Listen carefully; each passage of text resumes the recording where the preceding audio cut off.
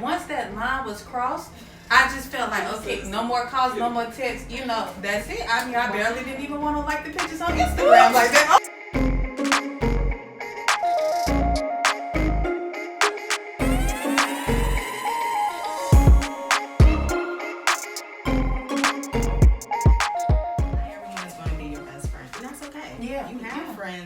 You have your friends who you can count on, if stuff goes wrong. You have your friends that you can go and hang out with, have a good time, go eat dinner, stuff like that. You have different levels of friends, right? And it's okay to have friendships where they need some work, you know what I mean? And you set a boundary, right. And you're like, I care for you. Like, I hope God works on you through, works with you on this issue. I will continue to pray for you. If you ever want to meet up, I'm open to that. Leave the door open.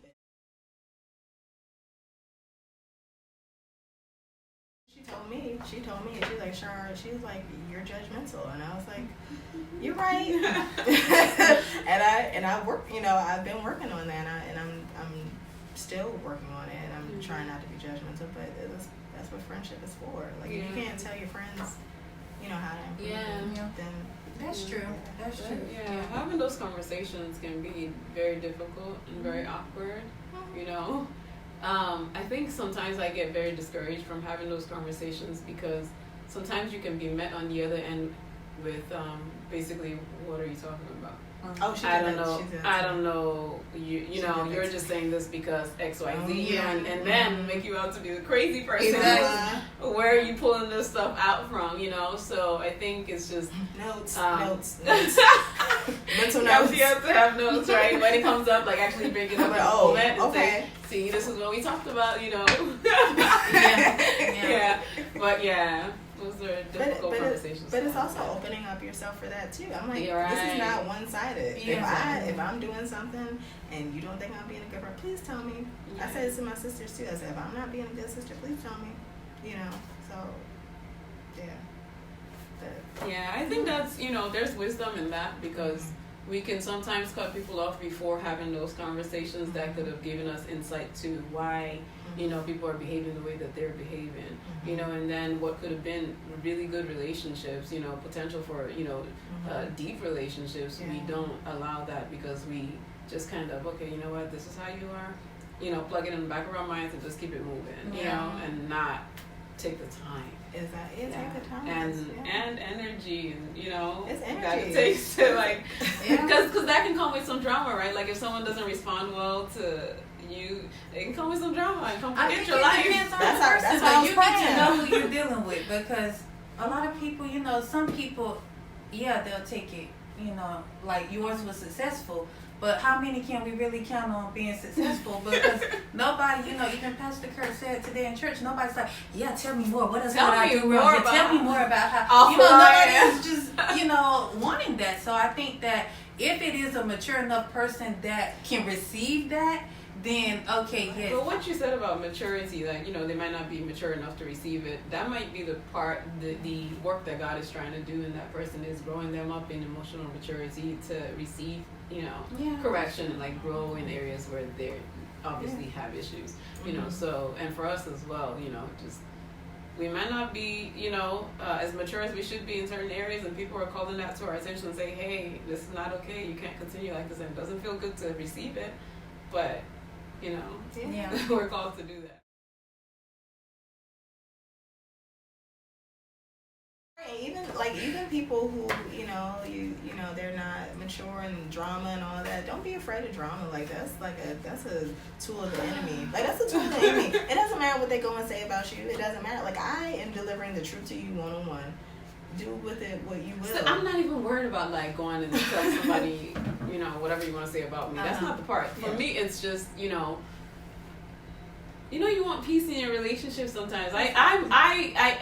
I run away from tension, and that's not good. That's, again, the area where I need to grow. I run away from tension. If things start getting too, like, complicated and, like, a lot of tension and uncomfortability, and, I'm like, oh, I just want to go away. I don't want to have to deal with this. I'd rather just let's not talk about it. So, obviously I'm married, so I have to talk about stuff now. So I'm having to deal with those things. I'm glad that you guys brought this up. You guys really giving me something to think about, because honestly, I just feel like it's just like, well, this is it. I feel like I give my all when I'm in friendship with somebody, in relationship with somebody.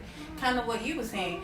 And if I feel like you're not reciprocating that back to me, I'm not going to be long suffering.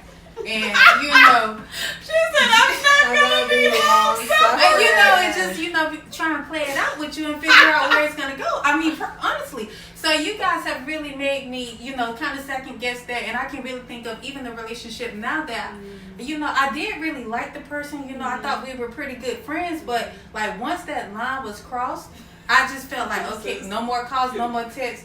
That's it. I mean, I barely didn't even want to like the pictures on Instagram like that. Tell the truth. So, everything dried up. And even now, you get no likes, boo. But even now, and it's probably a pride thing. As a matter of fact, I know that it's a pride thing, but right. I feel like I can't go to that person and say, listen, I mean, I can bring up the issue because to me, it was something that they did to me. And I feel like it's something that they knew that they did, so I'm kind of like, why should I have to explain this to you? And not only did you do this, but you called me several months later and asked me something that didn't even address the issue at all. No, I just told you. To me, I'm like, okay, if that's how you want to play it, that's how we're gonna do it. Act like that's what we're gonna do. So, and even if we were able to have a conversation about it now, I still feel like if we entered relationship, in the back of my mind, I'm still going to think about this issue, very well, you were able to get close, you guys were still able to hang out. And even if I was able to get to that point, and again, not even talking about the other person, but me being able to overcome to the pride just to get to a place where we can still be friends, I just don't know if I can fully resolve to a point where that's not even a topic in my mind anymore to be able to just really dive to maybe what we were prior to that. I don't know if I can do it.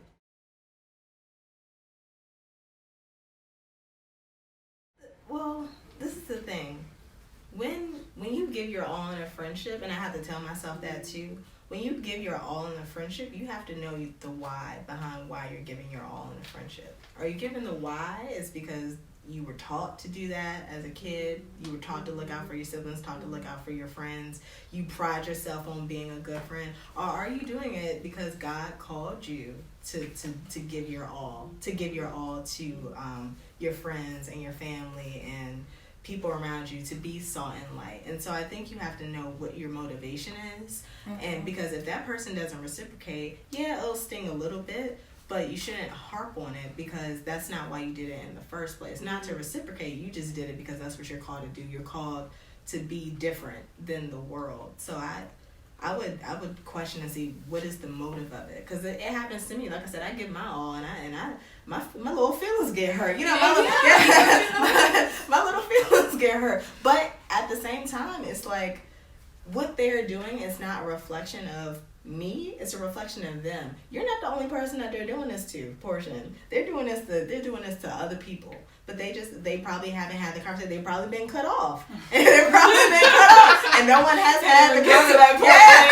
There's probably a lot of people that wondering why my relationship not working? Exactly. What am I doing wrong? And no one tells them. And, we have this ghosting culture. I know that's in romantic relationships, but ghosting culture, and it's you have to be able to have these difficult conversations with people. If they get mad at you and don't want to be friends with you, let that be on them. Don't be the initiator of that. If they're, at least give them the information that they need to be a better person, and then let them go. Let them go and do what they will. If they accept it, cool. If they don't, oh well. But it's like, as believers, I feel like we're called to put a little bit more effort than what the world does when it comes to relationships with people. But I know that. Look, there are plenty of people that I would want to cut off, but yeah, you know. I think there's a big self-preservation aspect of it. Yeah, when that's it what boils I down think to it like is. I don't want to be hurt again. Yeah. Because I the way that I view this person, I view them like my sister. Like I treated them like my sister, and then to be cut so deeply, it's so hard to not think about that when you're relating with them again. It's like because the innocence is lost. Mm-hmm. You know what I'm saying? The innocence of like this was someone that you probably never conceived could cut you in that way, and then now you're living in the reality that this is something that can happen. Yeah. This is something, so I think that can be really difficult. But like you said, at the end of the day, the why is Jesus. At the end of the day, we're not living for ourselves. We're not living, and even bucking back against self-preservation is an act of faith. Right? Bucking back against like, I'm going to protect myself, and not trusting God to do that, and not trusting God to, vindicate you or help you or, protect you or cover you, A lot of times we're just like, I'll do it for myself. I'll cut them off, so, I'm going to take things So, yeah, but part of that is faith as long as, of course, apply wisdom, be discerning. Is this someone a slanderer? Is this person a slanderer? Is this person a gossiper? Is this person someone, who I should, be very cautious around, in terms of relationship? Yes, be wise and be discerning. But at the end of the day, don't focus on self-preservation because that's a bad angle, I feel like, or a bad perspective to come from in terms of relating with human beings. I've dealt with this before with multiple people, but even the self-preservation, that's operating out of fear. Right. That's not operating out of love. God did not call us to operate out of, He did not call us to operate out of fear. Like, He calls us to operate out of love. And so when you get into that self-preservation mode, it can cause a lot of things because it's like it's a fear that I'm not going to get what I deserve. I'm not going to get back in return what I gave out. No, but that's what exactly. What do you? Let's be real. Because if we break it down, what do you deserve? Yeah. That boils down to pride too, because we're supposed to be treated a particular kind of way, Yeah. But that's a whole. And I'm glad that God did not give me what I deserve, and I'm glad He didn't snip me. That's all I'm saying. I'm glad. I'm glad. While we were yet sinners. Yeah. While we were yet sinners. It's a work in progress, and it's a work in progress, but we're called to put more effort forth. So. We just after party. We really did. That's crazy.